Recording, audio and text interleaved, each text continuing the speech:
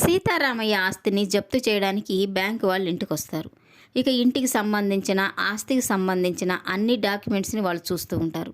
ఇక బ్యాంకు వాళ్ళైతే, "మాకు రావాల్సిన 100,00,00,000కి లెక్క సరిపోవడం లేదు. మీ ఇంట్లో ఉన్న గోల్డు, సిల్వర్ ఐటమ్స్‌తో పాటు మీరేదైనా ఇన్వెస్ట్‌మెంట్ చేసిన డాక్యుమెంట్సు, షేర్స్‌కి సంబంధించిన డీటెయిల్స్ అన్నీ మాకివ్వండి" అని చెప్తూ ఉంటారు. ఇక రాజు అలాగేనని చెప్పి డాక్యుమెంట్స్ తేవడానికి వెళ్తాడు. ఇక రుద్రాణి అయితే, "ఏంటి మీరు చూస్తూ ఉంటే అంతా నిలువు దోపిడీ చేసేలాగున్నారే" అని అంటూ ఉంటుంది. ఇక బ్యాంకు వాళ్ళైతే, "తప్పదు మేడం, మీ ఒంటి మీద ఉన్న బంగారం కూడా తీసి అక్కడ పెట్టండి" అని అంటూ ఉంటాడు. ఇక రుద్రాణి అయితే, "నా దగ్గర బంగారం ఏమీ లేదు, నా మెడలో ఉన్న ఈ చిన్న చైన్ తప్ప" అని చెప్తూ ఉంటుంది. "అది కూడా తీసి అక్కడ పెట్టండి, మీరందరూ మీ మెడలో ఉన్న బంగారం తీసి ఇవ్వండి, లెక్క సరిపోవడం లేదు" అంటూ ఉంటే, ఇక రుద్రాణితో పాటు అపర్ణ, ధాన్యలక్ష్మి, కావ్య తమ ఒంటి మీద ఉన్న బంగారాన్ని తీసి అక్కడ పెడుతూ ఉంటారు. ఇక వాళ్ళు లెక్కలు చూసుకున్న తర్వాత, "ఇది సరిపోదు మేడం, మీ ఇంట్లో ఉన్న బంగారాన్ని కూడా తీసుకురండి" అని చెప్తూ ఉంటారు. ఇక అపర్ణ, ఇందిరాదేవి, కావ్య, ధాన్యలక్ష్మి తమ బంగారాన్ని తీసుకొచ్చి వాళ్ళ ముందు పెడుతూ ఉంటారు. ఇక ఇందిరాదేవి అయితే, "మా మెడలో ఉన్న మంగళసూత్రాలు తప్ప ఇక ఎలాంటి బంగారం మా దగ్గర లేదు" అని చెప్తూ ఉంటే, ఇక బ్యాంకు వాళ్ళైతే, "కరుడుగట్టిన అప్పుల వాళ్ళైనా మంగళసూత్రాలు అడగరు కదా మేడం" అని అంటూ ఉంటాడు. ఇక ఇదంతా చూస్తూ ఉన్న స్వప్న బాధపడుతూ తను కూడా తన దగ్గర ఉన్న బంగారాన్ని, డాక్యుమెంట్స్ని తీసుకొచ్చి బ్యాంకు వాళ్ళకి ఇస్తూ ఉంటుంది.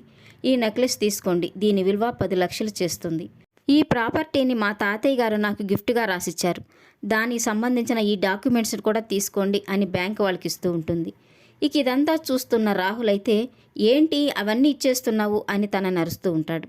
ఇక స్వప్న అయితే, "ఒకప్పుడు ఆస్తుంటే చాలనుకున్నాను, అందుకే నిన్ను పెళ్లి చేసుకున్నాను. తాతయ్య గారు నాకు, నా బిడ్డకి ఈ ఆస్తి రాసిచ్చారు. తాతయ్య గారు బంధాలకి ఎంత విలువిస్తారో తెలుసుకున్న తర్వాత ఇప్పుడు చూస్తూ ఉండలేకపోతున్నాను, అందుకే ఈ ఆస్తిని బ్యాంకు వాళ్ళకి ఇచ్చేశాను" అని చెప్తూ ఉంటుంది. ఇక కావ్య అయితే, "చాలా మంచి మాట చెప్పావక్క, చాలా మంచి పని చేశావు" అని తనని మెచ్చుకుంటూ ఉంటుంది. ఇక ధాన్యలక్ష్మి అయితే, "ఆస్తి ఆస్తి అని గోల చేశాను, ఇప్పుడు ఒంటి మీద ఉన్న నగలు కూడా తీసివ్వాల్సి వస్తుంది" అని అంటూ ఉంటుంది. ఇక రుద్రాణి అయితే, "తను సగం నగలే ఇచ్చింది ఆఫీసర్, తన దగ్గర ఇంకా చాలా నగలు ఉన్నాయి" అని వాళ్ళతో చెప్తూ ఉంటుంది. ఇక బ్యాంకు వాళ్ళైతే, "మీరు వెళ్ళి ఆ నగలు కూడా తీసుకురండి" అని చెప్తూ ఉంటారు. ఇక ధాన్యలక్ష్మి అయితే, "నా దగ్గర ఇంకేం లేవు, మొత్తం ఇచ్చేశాను" అని వాళ్ళకి అబద్ధం చెప్తూ ఉంటుంది. ఇక ప్రకాశం అయితే, "మర్యాదగా వెళ్ళి మిగతా నగలు కూడా తీసుకురాపో" అని తనని అరుస్తూ ఉంటాడు. ఇక ధాన్యలక్ష్మి తిట్టుకుంటూ వెళ్ళి ఆ మిగిలిన నగలు కూడా తీసుకొచ్చి బ్యాంకు వాళ్ళకి అప్పగిస్తూ ఉంటుంది. ఇక రాజు, కావ్య టెన్షన్ పడుతూ ఉంటారు.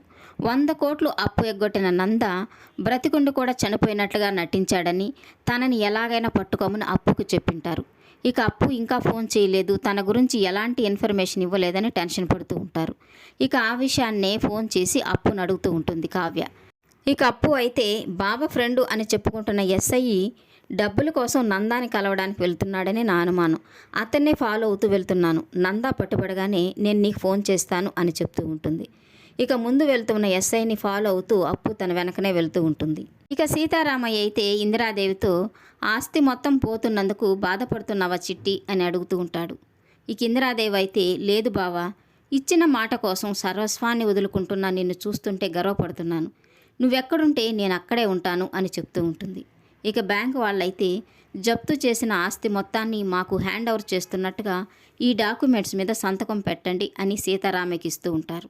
ఇక సీతారామయ్య సంతకం పెట్టడానికి ఆ డాక్యుమెంట్స్ తీసుకుంటూ ఉంటాడు. ఇక అప్పు నందాని పట్టుకొని 100 కోట్లు తనతో కట్టించి సీతారామయ్య ఆస్తిని, ఇంటి పరువుని కాపాడుతుందా? కమింగ్ ఎపిసోడ్లో తెలుసుకుందాం. ఈ వీడియో నచ్చినట్లయితే లైక్ చేయండి, సబ్స్క్రైబ్ చేయండి. Thank you for watching.